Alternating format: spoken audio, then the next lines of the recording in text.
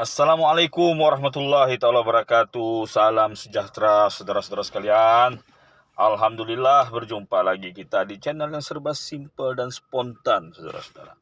Channel Malaysian Respon. Tonton video sampai habis supaya tidak gagal faham dan kita aminkan apa yang kita hajatkan dalam video kali ini.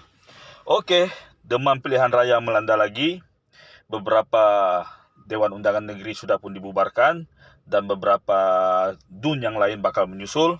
Tetapi jangkaannya adalah SPR mungkin bercadang untuk mengadakan pilihan raya serentak di ke-6 negeri berkenaan.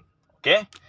Jadi saudara-saudara, pada perkiraan yang ada sekarang, Perikatan Nasional dengan sentimen yang ada memihak kepada mereka merasakan bahawa mereka mungkin memenangi 5 daripada 6 negeri berkenaan.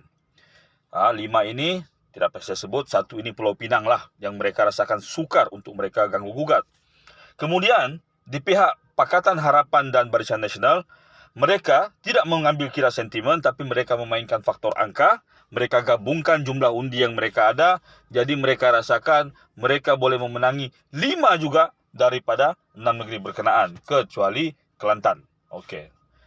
Kedah pun diorang rasa-rasa boleh menang kalau digabungkan undi PS dengan BN pada pilihan raya umum yang lalu. Okey, jadi kita tolak tepi dua-dua. Kita tengok peluang masing-masing di negeri yang paling sukar untuk diganggu-gugat oleh Perikatan Nasional tadi, iaitu Pulau Pinang. Okey, kenapa saya memilih untuk mengambil pendekatan sentimen? Kerana sekarang ini kita nampak angka saja tidak menjamin, ya. Gabungan undi saja tidak menjamin bahawa undi berkenaan bakal kekal. Kerana kita harus lihat beberapa faktor pemberi ubah, antaranya kewujudan pengundi atas pagar yang undecided pada masa sebelum pilihan raya, tetapi kemudian memilih apa yang mereka pilih semasa pilihan raya. Okey, jadi saudara-saudara, Pulau Pinang. Kita tahu Pulau Pinang adalah satu-satunya negeri yang mempunyai ketua menteri yang bukan daripada kaum Bumiputera, iaitu golongan Cina, daripada masyarakat Cina. Dulu Parti Gerakan, kemudian 3 penggal terakhir atau 4 penggal terakhir kalau tidak salah saya di AP. Okey. Jadi, mentaliti yang dibawa oleh Pakatan Harapan dan BN untuk mempertahankan Pulau Pinang adalah selain daripada gabungan undi, mereka juga menyatakan bahawa pandangan masyarakat Cina terhadap sesuatu itu adalah bulat ataupun solid. Okey. Bulat dari segi penerimaan bahawa Pakatan Harapan adalah medium pilihan masyarakat Cina dan India untuk memastikan mereka tidak lagi berada pada skop pemerintahan yang lama, ya, yang mana mereka dianggap ketuanan Bumiputera terlalu dominan, tidak lagi. Okey. Jadi pihak Pakatan Harapan akan terus-menerus mempertahankan sentimen berkenaan untuk memastikan bahawa masyarakat Cina akan solid di belakang mereka. Senario ini pernah berlaku dulu apabila Barisan Nasional di kemuncak kegemilangan mereka sering menjadikan mentaliti bahawa Sabah dan Sarawak adalah fixed deposit bagi pilihan raya umum untuk mereka. Mereka memastikan daripada 57 sekarang ini ataupun kurang pada waktu dulu, kursi-kursi parlimen yang ada di Sabah Sarawak adalah milik Barisan Nasional.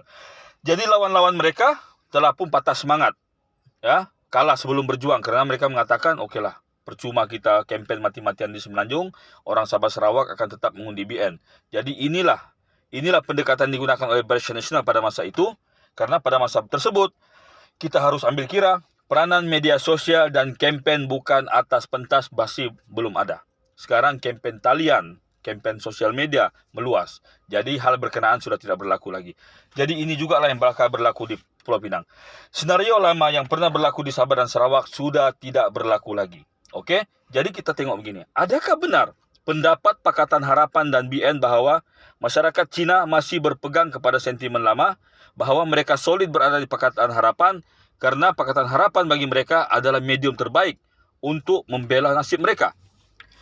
Saya rasa tidak, saudara-saudara, ya. Karena kita harus lihat ada 2 golongan yang ada dalam masyarakat Cina. Pertama, yang tadi, orang-orang masyarakat Cina yang percaya bahawa Pakatan Harapan adalah medium yang memperjuangkan mereka. Yang kedua adalah yang lebih rasional, yaitu yang percaya bahawa perubahan ekonomi jauh lebih penting daripada menyokong satu parti berdasarkan sentimen semata-mata. Kita harus ingat, masyarakat Cina majoritinya adalah golongan peniaga, usahawan, pengusaha. Ya, mereka adalah pengusaha kilang, peniaga import ekspor, dan macam-macam lagi. Jadi kita lihat saudara-saudara, kejatuhan ringgit misalnya. Mereka-mereka yang terlibat dalam usaha ekspor import merasakan peritnya membayar dengan penukaran mata wang asing apabila ringgit semakin turun. Kemudian, kekurangan kuasa atau daya membeli pengguna sekarang ini menyebabkan sebagian besar bisnis-bisnis yang diusahakan merosot. Oke? Serta beberapa dasar-dasar lain yang dianggap kurang menyerlahkan, kurang menjadi pemangkin untuk injection kepada pertumbuhan ekonomi. Jadi masyarakat Cina sebagai masyarakat ini menjadi tulang belakang atau katalis pembangunan ekonomi di Malaysia, terutama dalam bidang keusahawanan, merasakan hal ini perlu diubah. Jadi inilah satu-satunya cara, dua cara lah, satu-satunya cara untuk Perikatan Nasional harping on the issue. Mereka harus terus-menerus bukan memomokkan, tapi menyatakan fakta sebenar bahwa keadaan ekonomi sekarang sangat-sangat merugikan masyarakat Cina. Cara yang kedua, PAS dan bersatu di seberang perai, oke. You can control the scenario. Tapi di bahagian pulau, biarkan gerakan lebih menonjol. Parti Gerakan Rakyat Malaysia, gerakan lebih menonjol. Oke? Jadi tidak mustahil saudara-saudara, jika parti gerakan yang membawa isu kempen seperti ini, yaitu ekonomi di bawah Pakatan Harapan gagal, maka masyarakat Cina akan menolak ke tepi soal sentimen, tapi akan ke depan dengan memilih parti yang boleh menginjek semula kesejahteraan ekonomi yang ada. Jadi jika hal ini berlaku saudara-saudara, daripada 33 kerusi, kalau tidak salah saya, kerusi DUN di Pulau Pinang, 18 adalah majoriti mutlak masyarakat Cina dan kebanyakan yang berada di pulau.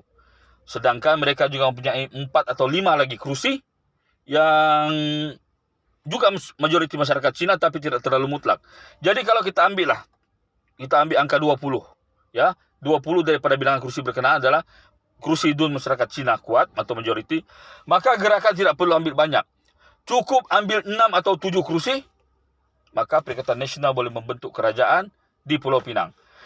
Dan jangan lupa, Perikatan Nasional, terutamanya PAS, walaupun mereka sekarang berada di ambang kekuatan mereka di negeri-negeri di utara, mereka harus berkorban sedikit, yaitu menonjolkan, bukan menjanjikannya, tapi menonjolkan sekurang-kurangnya parti gerakan sebagai parti yang berkemungkinan menjadi teraju utama di Pulau Pinang, walaupun kerusi dia nanti sedikit, yang berperanan dalam kerajaan negeri yang bakal dibentuk nanti.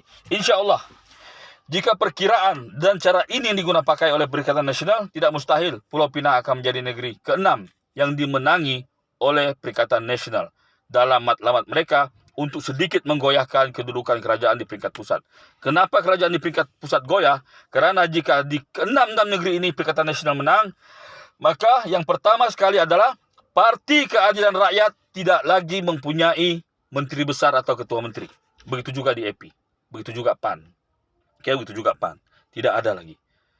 Jadi, saudara-saudara, yang ada adalah negeri Pahang dan Perak, yang menteri besarnya adalah UMNO. Kemudian, negeri Johor dan Melaka, menteri besarnya juga UMNO, tapi bukan atas landasan perikatan kerajaan perpaduan. Jadi ini akan menunjukkan bahwa di peringkat pusat, mereka masih ada kerajaan, tapi di peringkat negeri, hal ini sudah berubah. Jadi ada kemungkinan ini akan menjadi satu lagi faktor untuk kita melihat perubahan pula di peringkat kerajaan pusat. Wallahu a'lam bishawab. Assalamualaikum warahmatullahi taala wabarakatuh.